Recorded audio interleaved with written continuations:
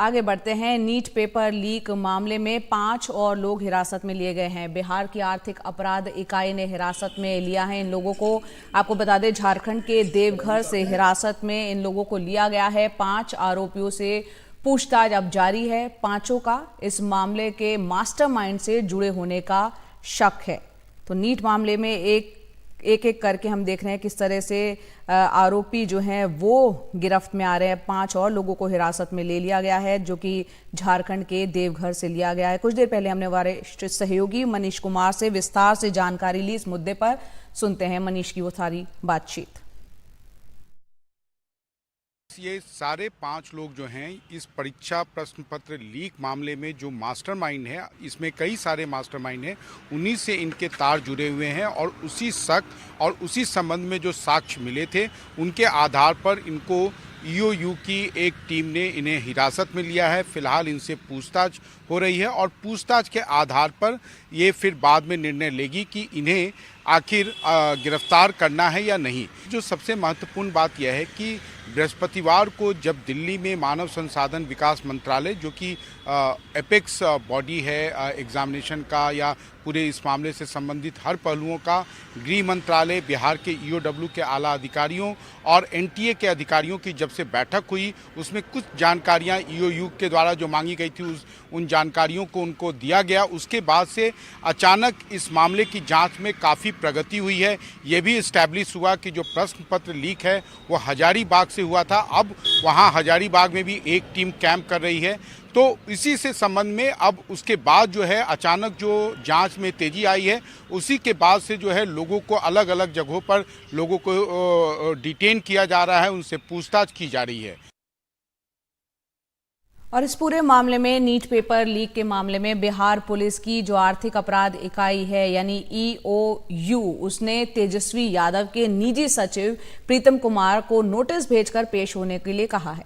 प्रीतम कुमार से इस प्रश्न पत्र के लीक मामले में मास्टरमाइंड सिकंदर यादवेंदु से रिश्तों को लेकर पूछताछ होगी। बिहार के डिप्टी सीएम विजय सिन्हा ने आरोप लगाया था कि प्रीतम ने पथ निर्माण विभाग का जो गेस्ट हाउस है बुक कराया था, जहां पर सिकंदर यादवेंदु का रिश्तेदार अनुराग यादव अपनी मां के साथ रुका था।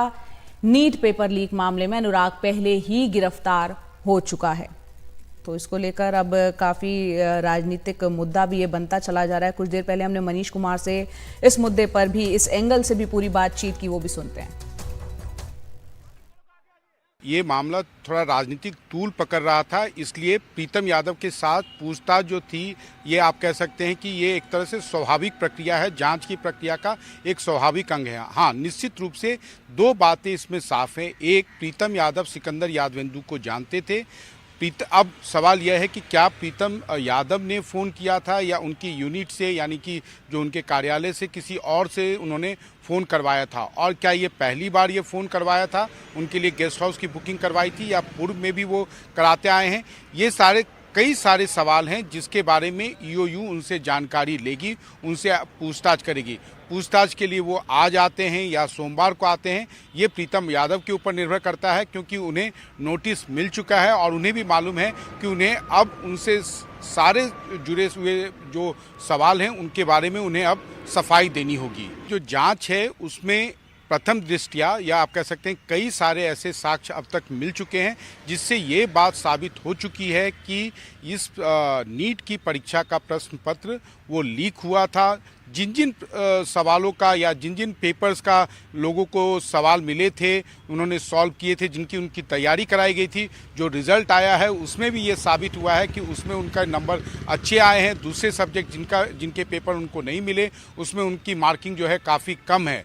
तो और कई सारे कन्फेशनल स्टेटमेंट हैं। अब ये आप सवाल कर सकते हैं कि ये सेक्शन 161 का है, 164 का क्यों नहीं कराया गया, लेकिन चूंकि इस मामले में कई सारे अभियुक्त अभी भी बाहर हैं, कई सारे मास्टरमाइंड अभी भी बाहर हैं, इसलिए सभी चीज़ों को, सभी तारों को ईओडब्ल्यू पहले जोड़ना चाहती है और उसके बाद उन्हें कोर्ट के सामने उनकी गवाही या उनका कन्फेशनल स्टेटमेंट कराएगी। लेकिन एक बात तो साफ है कि प्रश्न पत्र लीक हुआ, इसके बेनिफिशियरी का पता है, इसके मास्टरमाइंड का पता है, इसके रूट के बारे में हाँ निश्चित रूप से थोड़ी सी जाँच अभी बाकी है कि कहाँ से शुरू हुआ, कैसे हुआ, वो टेलीग्राम पे आया, व्हाट्सएप पे आया, ये सारी अभी बहुत सारे पहलू हैं जिन पर जांच जारी है। 8 जुलाई को सर्वोच्च न्यायालय में जो इस मामले की सुनवाई है, जहां पर ईओयू को भी अपनी जांच के बारे में बताना है, वो अपने एफिडेविट में क्या बताती है, क्या ये वो कोर्ट को कन्विंस कर पाती है कि प्रश्न पत्र लीक हुआ या नहीं। प्रश्न पत्र लीक होने के मामले में कमोबेश सब ये एक आम सहमति बनी है कि हाँ ये लीक हुआ, लेकिन ये कहा जा रहा है कि ये लोकलाइज था, यानी कि इसके बेनिफिशियरी की संख्या बहुत ज़्यादा नहीं थी, इसलिए लाखों छात्रों का भविष्य को अधर में नहीं लटकाया जा सकता, उनके भविष्य के साथ नहीं खेला जा सकता है। लेकिन इसका फैसला दो ही आदमी कर सकते हैं, एक तो केंद्र की सरकार, क्या वो सर्वोच्च न्यायालय के फैसले के या सुनवाई के पहले कोई बड़ा फैसला लेगी परीक्षा को और परीक्षार्थियों के भविष्य को लेकर, या वो सर्वोच्च न्यायालय में इस मामले की सुनवाई और उसके डायरेक्शन का वेट करेगी।